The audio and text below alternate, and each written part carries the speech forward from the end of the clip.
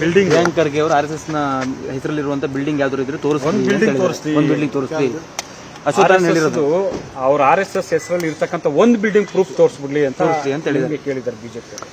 ಅಶ್ವತ್ಥ ಅದೇ ಹೇಳ್ತಾ ಇರೋದಲ್ಲ, ಇಲ್ಲ ಹುಡ್ಕ ಬಂದ್ ಕೊಡ್ಲಿ ನೀವಿದೆ ನೋಡಿ.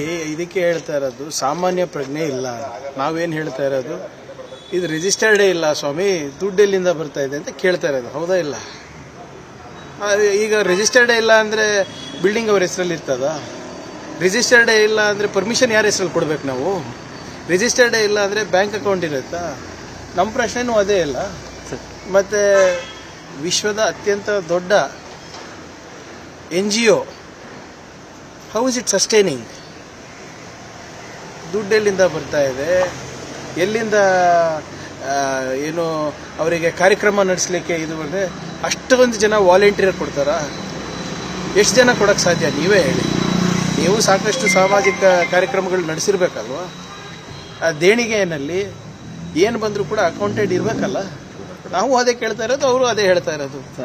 RSS ನ ಹಣಕಾಸಿನ ಬಗ್ಗೆ ಇವರು ಮಾತಾಡ್ತಾರೆ, ಇವರ ಆಸ್ತಿಯ ಬಗ್ಗೆ ನಾವು ಕೇಳಿದ್ರೆ ಪ್ರಶ್ನೆಗೆ ಉತ್ತರನೇ ಇಲ್ಲ ಇವ್ರ ಹತ್ರ ಅಂತ ಅವ್ರು ಹೇಳ್ತಾರೆ. IT ಇಡಿ ಇದೆಯಲ್ಲ ಸ್ವಾಮಿ, ನಮ್ಮ IT ಪೇಯಿ ಅಲ್ವಾ? ಇನ್ಕಮ್ ಟ್ಯಾಕ್ಸ್ ನಾನು ಕಟ್ತೀನಲ್ಲ, ಅದರಲ್ಲಿ ಏನಾದರೂ ಹೆಚ್ಚು ಕಮ್ಮಿ ಇದ್ರೆ ಅವ್ರು ಕೇಳ್ತಾರಲ್ಲ ಪ್ರಶ್ನೆ. ಅವ್ರ ಸರ್ಕಾರನೇ ಇರೋದಲ್ಲ, ನಡೆಸಲಿ.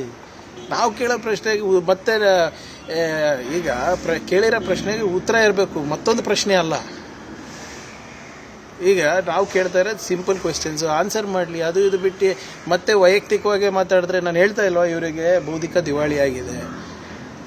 ನಾಳೆ ನಾನು ಹೇಳ್ತಾ ಇದ್ದೀನಿ ನೋಡಿ, ಈಗೆಲ್ಲ ಮುಗ್ದಿದೆ. ನನ್ನ ಬಗ್ಗೆ ಮಾತಾಡಿದ್ದಾಯಿತು, ನಮ್ಮ ತಂದೆಯವ್ರ ಬಗ್ಗೆ ಮಾತಾಡಿದ್ದಾಯಿತು, ನಮ್ಮ ಕುಟುಂಬದ್ದಾಯಿತು, ನಮ್ಮ ಮನೆಯವ್ರ ಬಗ್ಗೆ ಆಯಿತು, ನಮ್ಮ ತಮ್ಮನ ಬಗ್ಗೆ ಆಯಿತು, ನನ್ನ ಬಗ್ಗೆ ಆಯಿತು. ಈಗ ಮತ್ತೆ ಎಲ್ಲ ಬರೇ ನನ್ನ ಬಣ್ಣದ ಬಗ್ಗೆ, ನಾನು ಎಡಗೈಯ ಬಲಗೈಯ ಅಂಥದಕ್ಕೆಲ್ಲ ಬರ್ತಾರೆ ಅಷ್ಟೇ. There is no shred of evidence for what they are trying to do. ನಾವು ಕೇಳ್ತಾ ಇರೋದು ಅದೇ, ಇವ್ರು ಹೇಳ್ತಾ ಇರೋದು ಅದೇ ಅಲ್ವಾ? ಒಂದು ಬಿಲ್ಡಿಂಗ್ ತೋರಿಸ್ಲಿ ಅಂತ ಹೇಳ್ತಾ ಇದ್ದಾರೆ, ನಾವು ಅದೇ ಹೇಳ್ತಾ ಇರೋದಲ್ಲ.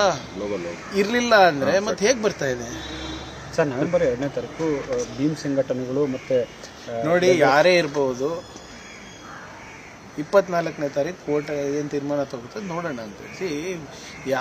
ಯಾರೇ ಇರ್ಬೋದು, ಪರ್ಮಿಷನ್ ತಗೊಂಡು ಮಾಡ್ಬೇಕಷ್ಟೇ. ಕಳೆದ 3 ದಿನದಿಂದ ಎಸ್ಕಾರ್ಟ್ ನ ಬಳಸ್ತಾ ಇರಲಿ, ತಾವು ಇವತ್ತಿನ ಬಳಕೆ ಮಾಡ್ತಾ ಇದ್ದೀರಿ. ಸೂಕ್ಷ್ಮವಾಗಿ ಗೃಹ ಇಲಾಖೆ ಹೇಳ್ತಾ ನಿಮಗೆ ಅನಿವಾರ್ಯತೆ ಬಗ್ಗೆ? ಎಸ್ಕಾರ್ಟು ಅವು ಇವು ಯಾವುದು ಬೇಡ, ಇವ್ರೆ ಜನರು ನಮ್ಮ ಜೊತೆ ಇಲ್ಲ. ನಿರ್ಭೀತ, ನಿಷ್ಪಕ್ಷಪಾತ, ವಿಶ್ವಾಸಾರ್ಹ ಸುದ್ದಿಗಳಿಗೆ ಮತ್ತೊಂದು ಹೆಸರಾಗಿರುವಂತ ನ್ಯೂಸ್ 18 ಕನ್ನಡ ಈಗ ಆಪ್ನಲ್ಲೂ ಲಭ್ಯವಿದೆ. ದಯವಿಟ್ಟು ಇಲ್ಲಿರುವ QR ಕೋಡ್ ಅನ್ನ ಸ್ಕ್ಯಾನ್ ಮಾಡಿಕೊಂಡು ಆಪ್ ಅನ್ನ ಡೌನ್ಲೋಡ್ ಮಾಡೋದಕ್ಕೆ ಮರಿಬೇಡಿ. ನಿಮ್ಮ ಬೆಂಬಲ ಹೀಗೆ ಸದಾ ನಮ್ಮೊಂದಿಗಿರಲಿ. ಧನ್ಯವಾದ.